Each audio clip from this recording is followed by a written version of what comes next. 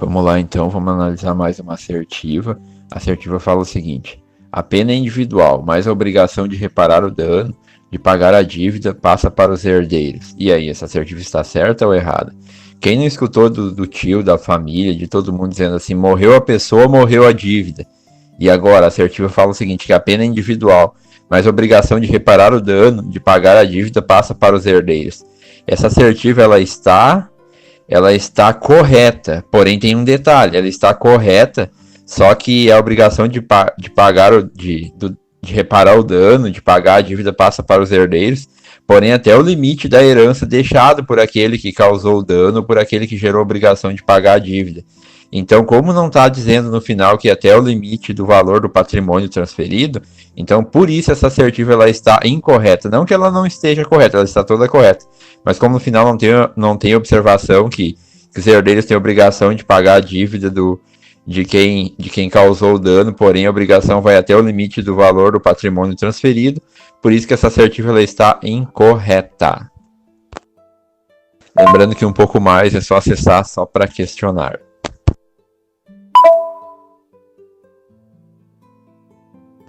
Agora que nós já estudamos, né, os crimes, vamos às penas. Inciso 45 do artigo 5º. Nenhuma pena passará da pessoa do condenado, ou seja, a pena é personalíssima, é só do condenado. Porém, podendo a obrigação de reparar o dano e podendo também a decretação do perdimento de bens ser, nos termos dessa lei, estendida aos sucessores e contra eles executados até onde? Até o limite do valor do patrimônio transferido, ou seja, do patrimônio do condenado transferido para os herdeiros. Eles têm até o limite do patrimônio a obrigação de pagar dívidas ou de até inclusive com bens. Quando esse inciso cita a pessoa do condenado, essa citação ela representa o princípio da personificação da pena, ou seja, a pena jamais é transferida, porém a pena é personalíssima, porém o dano causado pode sim ser transmitido para os sucessores até o limite do patrimônio transferido, ou seja, penhora no rosto dos autos da sucessão. Mas, só para questionar.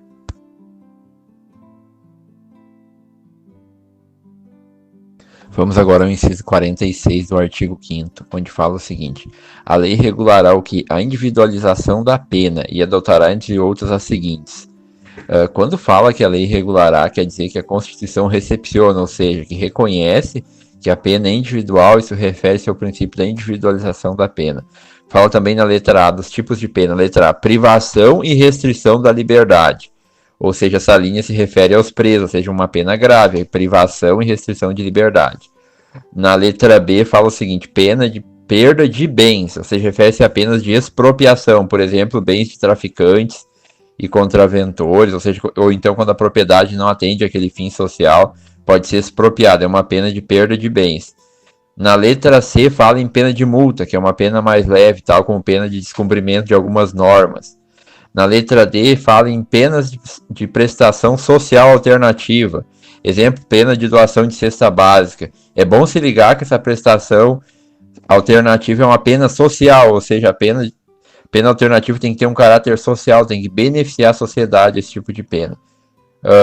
E a pena de suspensão ou interdição de direito, exemplo, políticos, incapazes. Então, isso seria esse resuminho aí, mas só para questionar.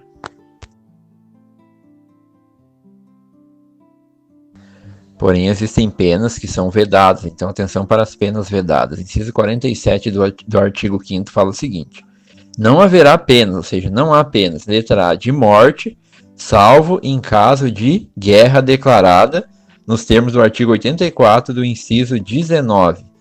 Nessa linha, verifica-se que há uma excepcionalidade constitucional, ou seja, haverá pena de morte em caso de guerra. Quem declara guerra? Quem declara guerra é o presidente da República. Vemos aqui que em caso de guerra, o direito da vida ele é relativo. Também não haverá pena, ou seja, pena perpétua. O que quer dizer isso? Que é bom deixar claro que nosso ordenamento jurídico prevê pena máxima de 30 anos, ou seja, não há pena perpétua. Também não haverá penas aqui de trabalho forçado, ou seja, não se pode forçar o preso a trabalhar. Claro que pode haver incentivo, ou seja, cada dia trabalhado pode trocar por um dia a mais de redução na pena, essas coisas. Não haverá pena também de banimento, ou seja, não haverá pena de expulsão. E não haverá pena de caráter cruel, ou seja, o caráter da pena deve ser educativo e corretivo, e não como uma espécie de vingança do Estado, como muitas vezes até alguns advogados comentam sobre isso. Mas, só para questionar. Vamos dar uma olhada aqui sobre o cumprimento da pena agora. Inciso 48 do artigo 5º. A pena será cumprida em estabelecimento distinto. Como assim distinto? De acordo com a natureza do delito, ou seja, de acordo com a natureza do delito vai ser o estabelecimento do grupo de presos de forma distinta. E também de acordo com a idade e com o sexo do apenado. Ou seja, esse inciso prevê que homens e mulheres, menores infratores, eles devem cumprir penas em estabelecimentos distintos. O bom senso também e a utopia recomendam que aqueles que são ladrões de galinhas, ou seja, com crimes mais leves, cumpram penas em locais que não sejam junto com homicidas, evitando assim a chamada escola do crime. Mas claro que a gente sabe que na cadeia fica tudo meio misturado, então às vezes o preso chega lá com um crime leve e sai de lá formado para fazer crimes mais pesados ainda. Mas bem, o que diz a lei, o que diz a Constituição Federal é o seguinte, que a pena será cumprida em estabelecimentos distintos de acordo com a natureza do delito, ou seja, crime leve e outros crimes mais graves seriam penas em locais separados. A pena também será cumprida de acordo com a idade, ou seja, menor de idade não cumpre pena junto com maior de idade. E a pena também será cumprida em estabelecimento distinto conforme o sexo do apenado, ou seja, presídio feminino, presídio masculino, não cumpre pena junto. Esse seria, então, resumindo o inciso 48 do artigo 5º, o resumo também e todo o inciso, mas, só para questionar. Já o inciso 49 do artigo 5º vai deixar o seguinte recadinho, que é assegurado aos presos o respeito ao quê? A integridade física e moral. Ou seja, a integridade é apurada através do exame de corpo de delito após a prisão, ou seja, o preso, logo após a prisão, vai fazer exame de corpo de delito. Lembrando que esse exame apura a integridade física e moral, e não a integridade física ou moral. Mas, só para questionar.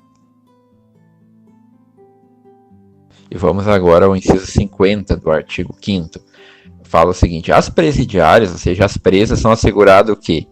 São asseguradas as condições para que possam permanecer com seus filhos durante o período de amamentação.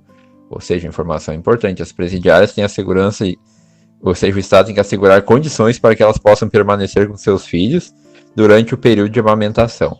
É bom observar o seguinte, que no Rio Grande do Sul esse período é de 6 meses. Já em outros estados é diferente, limitando-se, entretanto, a 2 anos. Visto que quem tem que cumprir a pena é a condenada e não o seu bebê, ou seja, o bebê fica com a presidiária até o período de amamentação, depois não, porque senão o bebê acaba sendo punido também permanecendo preso. Mas, só para questionar. Vamos agora ao 51 do artigo 5º. Nenhum brasileiro será extraditado. Nenhum brasileiro será extraditado, salvo, o naturalizado. Então, o naturalizado pode ser extraditado em caso de quê? Em caso de crime comum, praticado antes da naturalização, ou de comprovado envolvimento em tráfico ilícito de entorpecentes e drogas afins na forma da lei. Quando fala em tráfico, já a Constituição no artigo 51 não especifica que tem que ser antes da naturalização. Então, em caso de tráfico, ele pode ser extraditado antes e depois. Vamos ver mais umas coisas que a gente pode falar sobre esse inciso 51 do artigo 5º. Lembrando que o brasileiro nato jamais será extraditado, ou seja, só um naturalizado. O que seria extradição? Extradição é o ato pelo qual um Estado entrega um indivíduo acusado de um delito ou já condenado como criminoso à justiça de outro Estado que é competente para julgá-lo e puni-lo. A competência originária para decidir extradição é o STF. O ato de extradição é um ato do presidente da República. O que seria o crime comum? Crime comum é crime que qualquer um pode praticar, que não depende de condição ou posição ocupada. Ressalva-se, no entanto, que a extradição ocorre somente se esse crime for cometido antes da naturalização, nesse caso, do naturalizado, né? Com essa condição, já podemos definir o crime qualificado, ou seja, aquele que depende de condição ou posição ocupada. É bom ressaltar também, por último, aqui, que em caso de crime de tráfico, a extradição ocorre seja o crime cometido antes ou após a naturalização. Mas, só para questionar. E o inciso 52 do artigo 5º fala uma coisa muito importante aqui, que não será concedida a extradição de estrangeiro por crime político ou de opinião. Ou seja, se é um estrangeiro em nosso país e outro estado, ou seja, outro país pede que esse estrangeiro seja extraditado para aquele país para responder por um crime. Se o Brasil considerar que aquele crime é um crime político ou de opinião, o Brasil não vai conceder a extradição e, além disso, vai dar o asilo político para essa pessoa. Então, esse inciso ele é caracterizado como crime de lesa pátria, também chamado de lesa majestade. Destaca-se que os crimes políticos e de opinião não são as únicas razões de não extradição. Espécie de crime é passível de fiança. Competência originária, juízes federais, de acordo com o artigo 109, inciso 4 dessa Constituição. Mas, só para questionar. Já esse inciso 53 do artigo 5º fala o seguinte, que ninguém será processado nem sentenciado senão por autoridade competente, ou seja, esse inciso representa o princípio do juiz natural. Ele reforça também o inciso 17, onde se fala que não haverá juízo ou tribunal de exceção. Mas, só para questionar. E esse inciso 54 do artigo 5º ele é bem autoexplicativo, ou seja, ninguém será privado de liberdade, ou seja, ninguém vai ter sua liberdade privada ou seus bens perdidos sem o devido processo legal. Então seria isso, bem autoexplicativo, mas só para questionar. Já o inciso 55 do artigo 5º fala o seguinte, aos litigantes em processo judicial ou administrativo e aos acusados, em geral, são assegurados o quê? O contraditório e a ampla defesa, com os meios e recursos a ela inerentes. Ou seja, esse inciso representa o princípio do contraditório e da ampla defesa. É bom prestar atenção que o contraditório e ampla defesa, tanto em processo judicial como em processo administrativo. Qualquer processo, qualquer conversa tem que garantir as duas partes, o contraditório e a ampla defesa. Mas, só para questionar. Já o inciso 56 do artigo 5º fala o seguinte, que são inadmissíveis no processo as provas obtidas por meios ilícitos, ou seja, o princípio da obtenção da prova ilícita, também conhecido como o princípio dos frutos da árvore envenenada. Claro que esse inciso ele é bem controverso, sabe? Mas é isso que a lei fala, é isso que fala o inciso 56 do artigo 5º, ou seja, são inadmissíveis no processo as provas obtidas por meios ilícitos, mas, só para questionar. Já o inciso 57 do artigo 5º fala o seguinte, que ninguém será considerado culpado até o trânsito em julgado de sentença penal condenatória. Ou seja, esse inciso representa o princípio da presunção da inocência. Mas, só para questionar. Já o inciso 58 do artigo 5º fala o seguinte, que o civil identificado não será submetido à identificação criminal, salvo nas hipóteses previstas em lei. Ou seja, esse inciso fala que o civil somente será submetido ao processo datiloscópio, conhecido também como tocar piano, quando pairar dúvidas sobre a autenticidade ou propriedade do documento civil apresentado. Mas, só para questionar. Já o inciso 59 do artigo 5º aponta o seguinte, que será admitida a ação privada nos crimes de ação pública se esta não for intentada no prazo legal, ou seja, caso de competência privativa não assumida, quando o Ministério Público, através do promotor, não oferecer denúncia no prazo legal, o particular interessado pode oferecer queixa-crime através de um advogado. Mas, só para questionar. E vamos então ao inciso 60 do artigo 5º, ele aponta o seguinte, que a lei só poderá restringir a publicidade a publicidade dos atos processuais quando a defesa da intimidade ou o interesse social o exigirem. Ou seja, esse inciso representa o princípio da publicidade dos atos processuais. Continuando então, ou seja, você poderá pedir uma licença especial ao juiz, caso demonstre ser um terceiro interessado, em caso dos processos que envolvam intimidade ou interesse social para ter acesso, você pode pedir licença ao juiz se demonstrar ser um terceiro interessado. Exemplo, alguém que está devendo a você e está se separando, você é um terceiro interessado na partilha, nesse caso você pode pedir acesso aos autos. A expressão intimidade está relacionada a casos de família, por exemplo, separação. Reparem que a expressão interesse social é diferente de interesse público, ou seja, se o interesse social determinar, será restringida a publicidade, mas o interesse público sempre vai ter acesso à publicidade. Só para questionar. Vamos a um resumo, então, de constitucional, artigo 5º, inciso 45 ao 60, matéria penal. Vamos extrair umas afirmativas daí, então. A primeira afirmativa é o seguinte: que a pena ela é intransferível, mas o dever de reparar o dano acompanha o espólio. A pena também pode atingir a liberdade, a pena pode atingir os bens, a pena pode ser alternativa e a pena também pode suspender ou interditar direitos.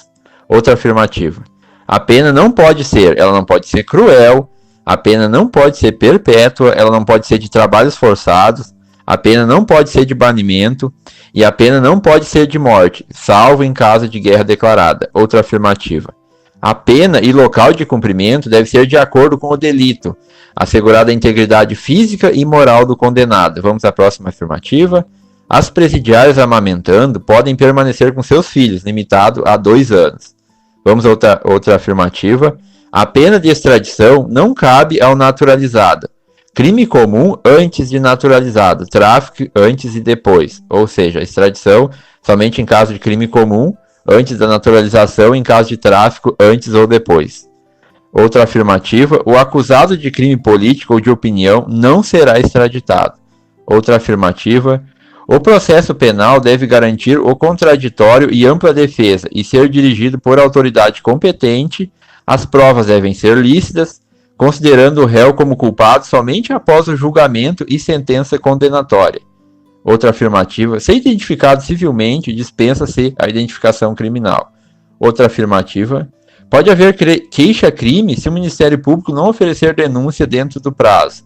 Outra afirmativa: os processos são públicos, exceto se envolver intimidade ou interesse social. Mais, só para questionar.